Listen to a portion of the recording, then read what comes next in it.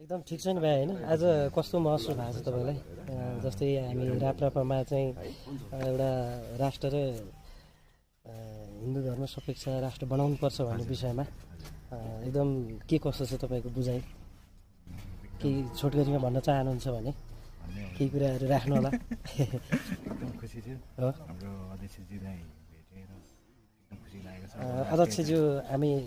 कुन पार्टीको अध्यक्षज्यू तपाईँ प्रश्नमा हामी राप्रपाको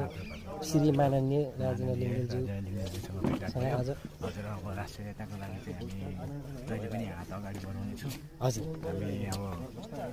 त्यही हो अब राष्ट्रियताको लागि चाहिँ हामी जहिले अगाडि बढ्नेछौँ पछि नहट्नु होला सबैजना म मात्र होइन एकदम सबैजना अगाडि बढ्छ यो आवश्यक पनि छ यो राष्ट्र जोगाउनु र बनाउनुका लागि हामी युवाकै महत्त्वपूर्ण भूमिका र हाम्रो दायित्व जिम्मेवारी हो भन्ने एकमुष्ट रूपमा हामीले बुझ्नुपर्छ भन्ने तपाईँको भनाइ हो एकदम धन्यवाद छ तपाईँलाई विजयजी स्वागत छ तपाईँलाई हजुर भन्नुहोस् के छ हजुरको जस्तै अहिले राप्रपामा चाहिँ एउटा सदस्यता लिँदै गर्दाखेरिको आनन्द धेरै खुसी लागेको छ यो कुरोमा चाहिँ अब हाम्रो राप्रपा अध्यक्षज्यू राजेन्द्र लिङ्गेलज्यूलाई पनि भेट भयो धेरै खुसी लागेको छ भेट हुन त धेरै गाह्रो थियो पहिला एकदमै हजुर व्यस्तता अब उहाँहरू सामाजिक मान्छे भएका कारणले राजनीतिक विषयवस्तुका अब एउटा चासो विषयहरूलाई उहाँहरूले जुन ढङ्गले चाहिँ नेपाल देश हामीले जोगाउनुपर्छ बनाउनुपर्छ भन्ने अब उहाँहरू त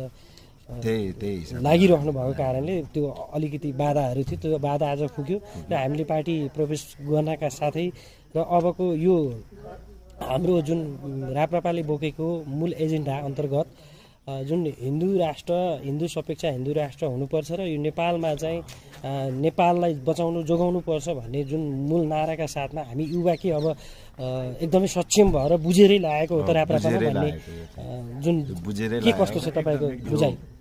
बाहिरबाट बुझायो होइन यो भित्रीबाट धेरै राम्रोसँग बुझेर लाग्यो एकदम ल बधाई छ स्वागत छ यति भन्दै मेरो पनि यो दुई शब्द हजुरहरू मार्फत मैले यो पस्किन पाएकोमा विशेष गरी तपाईँहरूलाई धन्यवाद र स्वागत पनि गर्न चाहे यति भन्दै म पनि राख्न चाहे हस् हस्